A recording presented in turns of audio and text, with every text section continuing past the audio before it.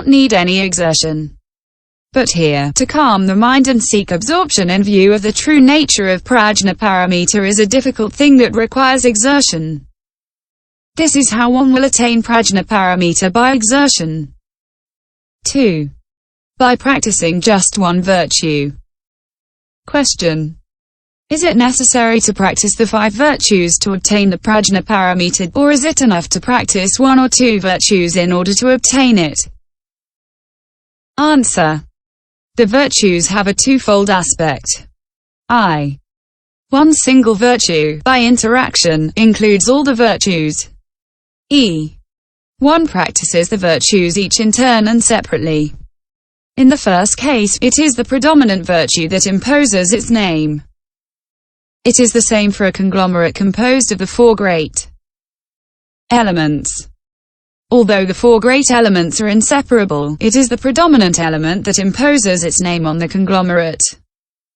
There is, we would say, interaction between the virtues, for one single virtue includes the 5 others, and it is not possible to acquire the prajnaparamita independently of the other 5 virtues.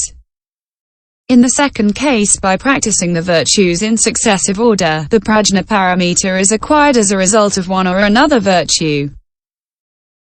When a person who has produced the mind of supreme perfect enlightenment practices generosity, he tries to discover the characteristic of generosity. Generosity is neither one nor many, neither eternal nor non-eternal, neither existent nor non-existent, etc.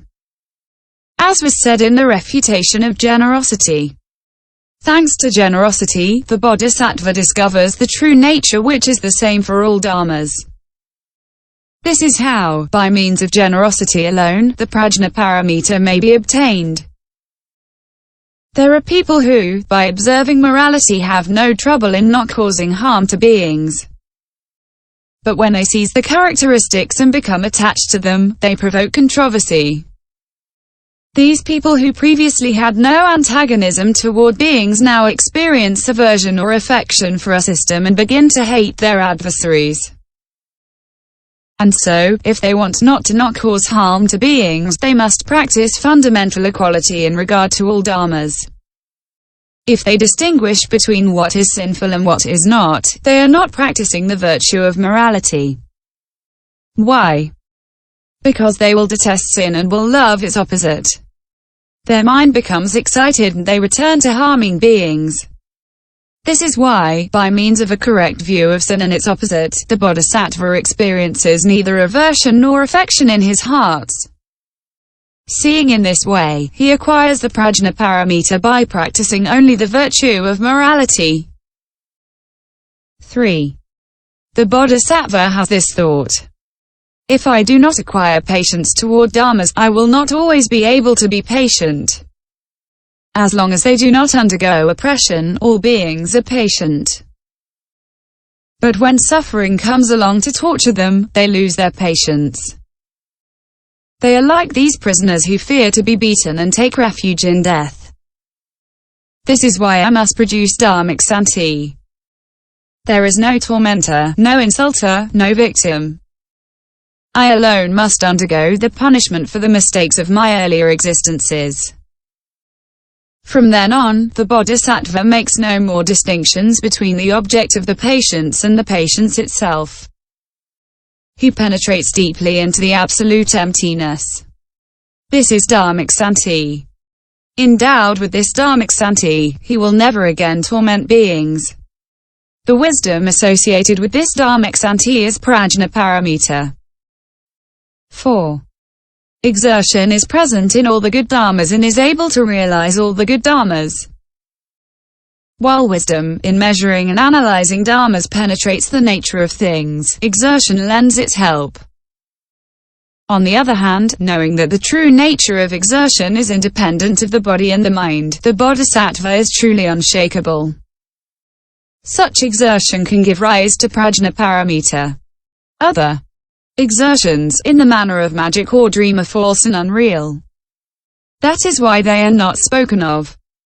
5. When the mind concentrates its attention, it can truly see the true nature of dharmas.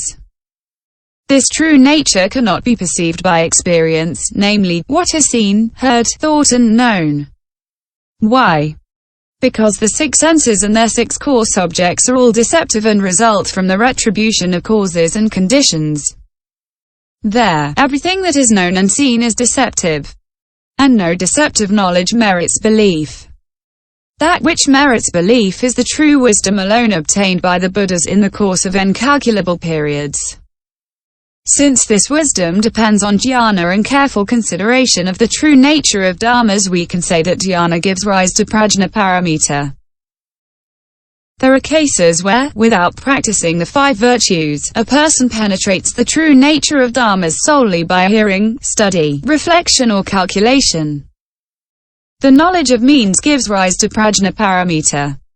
Sometimes also it is 2, 3 or 4 virtues that give rise to prajnaparamita. Similarly, some realize the fruit of the path by hearing only one truth preached. Others realize the fruit of the path by hearing 2, 3 or 4 truths. The person who has doubts about the truth of suffering finds the path when the truth of suffering is preached to him. And it is the same for the other 3 truths. The person who has doubts about all 4 truths finds the path when the 4 truths are preached to him. Thus the Buddha said to a bhikksu, "If you are able to cut desire, I guarantee that you will obtain the state of anagamman. If you cut desire, know that hatred and delusion will indeed be cut by that very fact." It is the same for the 6 virtues. To destroy the dominant fault of avarice, a sermon on generosity should be preached, and the other faults will be destroyed by that very fact. To destroy mixed faults, the 6 virtues should be preached at the same time. Consequently, if it is a question of a particular behavior or the group of behaviors, the 6 virtues are preached for everybody and not for just one person. 3. By abstaining from any practice. Furthermore, the Bodhisattva requires the prajnaparamita without practicing any dharma and without acquiring any dharma. Why? All practices are erroneous and futile. From near or far, they present faults. In fact, bad dharmas are faulty from close up. As for good dharmas, they are transformed and modified from far away.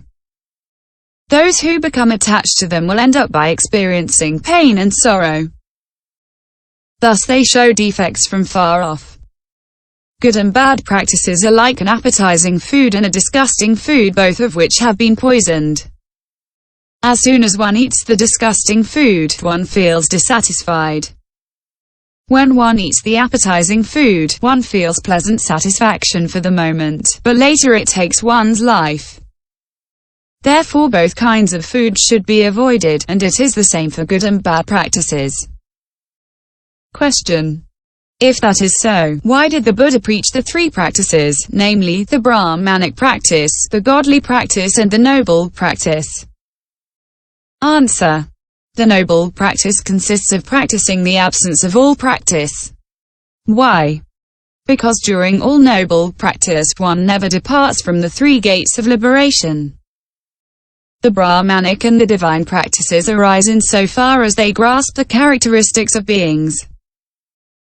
Although they do not show defects at the time they are being practiced, they will show them later on, and the realities they actually pursue will all appear to be false. However, the son who practices these 2 kinds of practice with a detached mind does not commit any fault. For the person who practices the absence of practice, thus, nothing exists any longer. Errors, deceptions and the afflictions no longer arise, for they are purified like space. He acquires the true nature of dharmas by holding his non-acquisition as an acquisition. It is said in the non-acquired prajna, dharmas, form, etc., are not empty as a result of emptiness. They are originally and eternally empty in themselves. Dharmas, form, etc., are not non-perceptible because wisdom does not reach them. They are originally and eternally non-perceptible in themselves. This is why we should not ask how many virtues must be practiced to obtain prajnaparamita.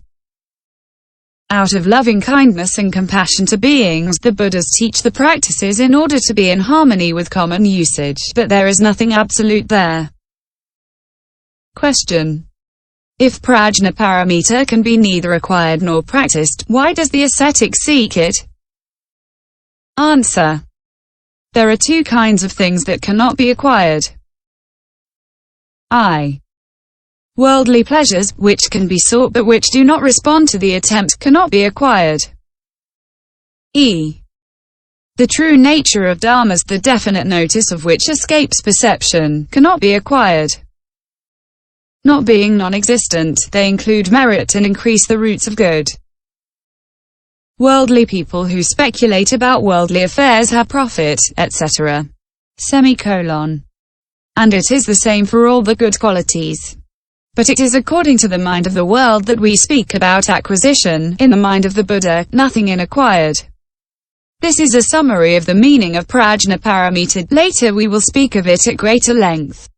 End chapter 30.